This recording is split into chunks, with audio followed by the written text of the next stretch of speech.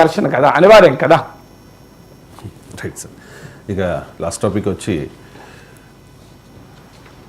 విజయసాయిరెడ్డి వైఎస్ఆర్ కాంగ్రెస్ పార్టీలో నెంబర్ 2గా చలామణి అయ్యారు చాలా కాలం. అండ్ రీసెంట్గా రాజ్యసభ సభ్యత్వానికి రిజైన్ చేశారు. దాని మీద కూటమి నేతల నుంచి పెద్దగా స్పందన లేదు, కానీ వైఎస్ షర్మిల అయితే డిఫరెంట్గా స్పందించారు సార్. 2019 ఎన్నికలు అయిపోయిన తర్వాత, అప్పుడు అంటే 1 మంత్ తర్వాతనే, ఫలితాలు వచ్చిన 1 మంత్ తర్వాతనే 4 రాజ్యసభ సభ్యులు టీడీపీ నుంచి బీజేపీలోకి వెళ్ళిపోయారు. వైసీపీ వాళ్ళు అన్నారు సార్ అప్పుడు కావాలని చెప్పి చంద్రబాబు నాయుడు గారు బీజేపీలోకి పంపించేశారు అని చెప్పి. ఇప్పుడు వైఎస్ షర్మిల చెప్తూ ఉన్నారు సార్, విజయసాయిరెడ్డిని జగన్మోహన్ రెడ్డి రిజైన్ చేయించి త్వరలో బీజేపీలోకి పంపించే ప్లాన్లో భాగంగానే ఇదంతా జరుగుతోంది అని చెప్పి. మరి విజయసాయిరెడ్డి గారు రిజైన్ చేసే క్రమంలో చెప్పారు, నేను రాజకీయాల నుంచి తప్పుకుంటూ ఉన్నా, ఇక వ్యవసాయం చేసుకుంటాను అని చెప్పేసి. సో షర్మిల ఆరోపణ మీద 10 ఏళ్ల పాటు ఆయన వరి పండిస్తే, షుగర్ కేన్ పండిస్తే, కాటన్ పండిస్తే, ఆర్గానిక్ అగ్రికల్చర్ చేస్తే, మంచి కూరగాయలు అందిస్తే ఏం ప్రాబ్లం లేదు ఇంకో 10 ఏళ్ల వరకు.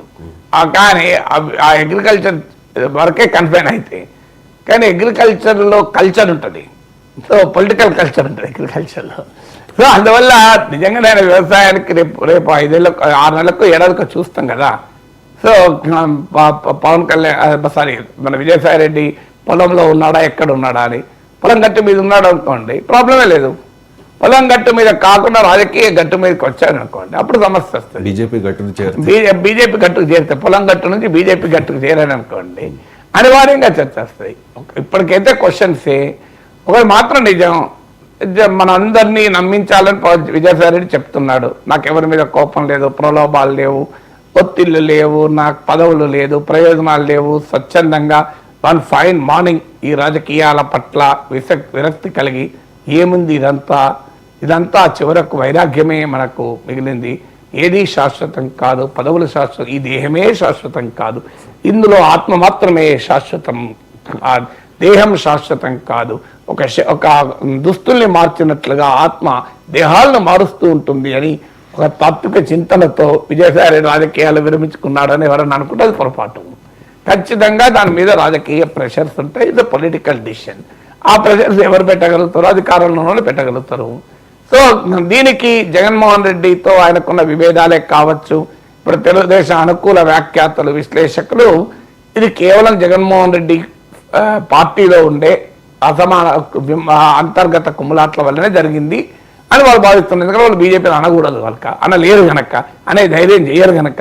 మీరు గమనించండి, దీనిపైన బ్రహ్మాండమైన లోతైన విశ్లేషణ చేసేటువంటి సీనియర్ పాత్రికేయులు కూడా పొరపాటున కూడా బీజేపీ మాట తీరలేదు. ఎందుకు తీరలేదు? వాళ్ళకి బీజేపీ అనే ధైర్యం లేదు కనుక. అందుకని దీంట్లో వైసీపీలో ఉన్న కుమ్ములాట్లే కారణమని. వైసీపీలో ఉన్న అంతర్గత విభేదాలు డెఫినెట్గా కొంత కారణం కావచ్చు, కాదని నేను అంటలేను. విజయసాయిరెడ్డికి సజ్జల రామకృష్ణారెడ్డితో, వైవి సుబ్బారెడ్డితో విభేదాలు, ఒక రాజకీయ పార్టీలో కుటుంబంలో విభేదాలు ఉంటాయి, పార్టీలో విభేదాలు ఉండవా? అనివార్యంగా ఉంటాయి. పార్టీలో కుమ్మలాట్లు ఉంటాయి, విభేదాలు ఉంటాయి, పార్టీలో అంతర్గత పోటీ ఉంటుంది. నాయకుడు ఒకరి దగ్గర తీస్తుంటాడు, ఒకరు దూరం పెడుతుంటాడు, దగ్గర తీస్తున్నవాడు ఆనందపడుతుంటాడు, దూరం పెడుతున్నవాడు బాధపడుతుంది. ఇవన్నీ పార్టీలో సహజం. ఇది విజయసాయిరెడ్డి తెలియదు ఇది సహజమని, కానీ దానివల్లనే బయటికి పోడు. బయటికి పోయడానికి కారణం ఏంటంటే అనేక ఫ్యాక్టర్స్ ఉంటాయి.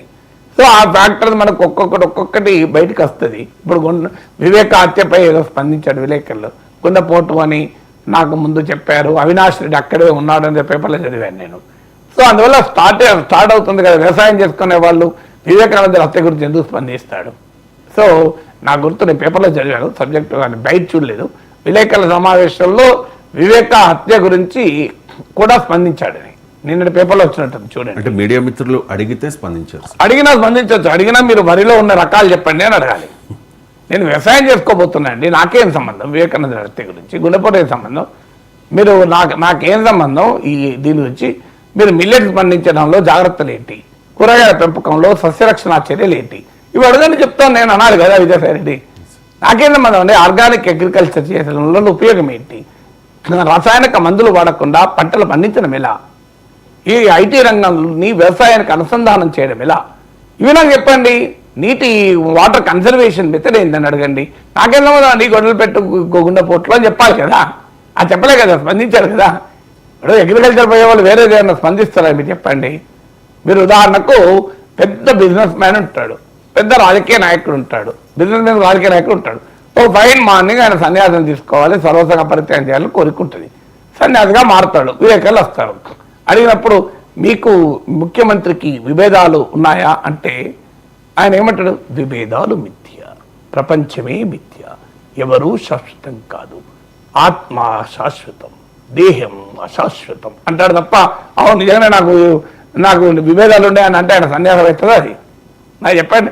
వ్యవసాయం చేసుకున్న వాళ్ళు వ్యవసాయం గురించి మాట్లాడాలి, రాజకీయాలు మాట్లాడదు. ఇక గుండెపోట్లు, గొడ్డలు పెట్టు, గుండెపోటుకు గొడ్డలు పెట్టుకో మధ్య ఏం జరిగింది, ఇదంతా అనవసరమైన చర్చ కదా. సన్యాసం తీసుకునే వాళ్ళు, వ్యవసాయం చేసే వాళ్ళు ఎట్లా చర్చ పెడతారు? ఇది రాజకీయం చర్చ కదా. అడుగుతారు విలేకరులు వ్యవసాయం విలేకరులు అగ్రికల్చర్ రిపోర్టర్లు కాదు, అక్కడ ఉన్న పొలిటికల్ రిపోర్టర్లుగా వాళ్ళు అదే అడుగుతారు. విలేకరులు సన్యాసం తీసుకోలే కదా, విజయసాయి రెడ్డి సన్యాసం తీసుకున్నాడు కదా. సో అదే విలేకరులు ఎదుగుతారు వ్యవసాయం మీద. మీరు మిల్లెట్స్లో ఏ రకమైన మిల్లెట్స్ పండిస్తారు, అండ్రు కొర్రలు పండిస్తారా, కొర్రలు పండిస్తారా అని ఎందుకు అడుగుతారు వాళ్ళు మీద రాజకీయాలు అడుగుతారు. మీరేం చెప్పాలి? కొర్రలు, అండ్రు కొర్రలు చాలా ఆరోగ్యకరమైన అని